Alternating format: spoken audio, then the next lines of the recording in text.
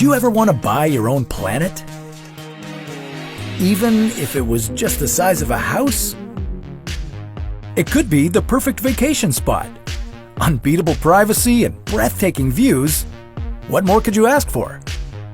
Well, before you go signing the mortgage, there are a few things you'd want to consider. Like, would a tiny planet have air for you to breathe? Could you grow food there? And would there be enough gravity to keep you on the surface? This is What If, and here's what would happen if you lived on a tiny planet. To figure out what life would be like on a tiny house-sized planet, you'd have to find one first. But the smallest planet we've discovered so far, Kepler 37b, is still about the size of our moon. So maybe you're better off looking at an asteroid instead. They're not technically planets, but they can be as small as 10 meters wide, so they fit the physical properties you're looking for. But there are a lot of asteroids out there, so how do you pick the best one to live on? The main asteroid belt in our solar system orbits the Sun roughly between Mars and Jupiter. It contains 3 different types of asteroids: stony, carbonaceous, and metallic. The kind that you'd be looking for is carbonaceous, because those asteroids are usually made up of 10% water, which can be broken down to oxygen for breathing. How about this one? It's about 10 meters wide, just the size you were looking for. It almost seems a little too convenient, doesn't it? Well, that convenience wouldn't last long. Once you'd landed on your new tiny planet, you'd realize that the conditions are a lot different from what you're used to. For starters, your feet would feel a lot heavier than your head. That's because your tiny planet's gravitational force would be so weak that you would also experience the feeling of other gravitational forces pulling you upward.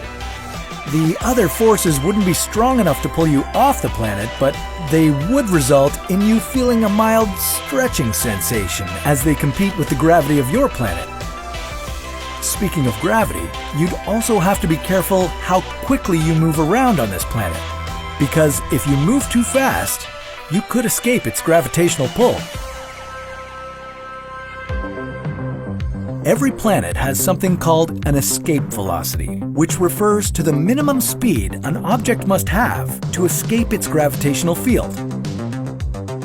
On a planet this size, the escape velocity would be 5 meters per second. That means you could technically leave the planet by getting a running start and leaping off a ramp. Then, you'd be floating off into space. Bye-bye. But assuming you're not going to try that, you're going to be here for a while, and you should probably start figuring out how to survive. The first thing to worry about is, where are you getting your food? Well, I hope you like veggies, because any meat is pretty much out of the question. Not only would you have to bring some livestock along with you through space successfully, you'd also have to find enough room to keep them and grow food for them. And you don't have much room to begin with. For the vegetarian option, you could bring something similar to what NASA uses on the International Space Station.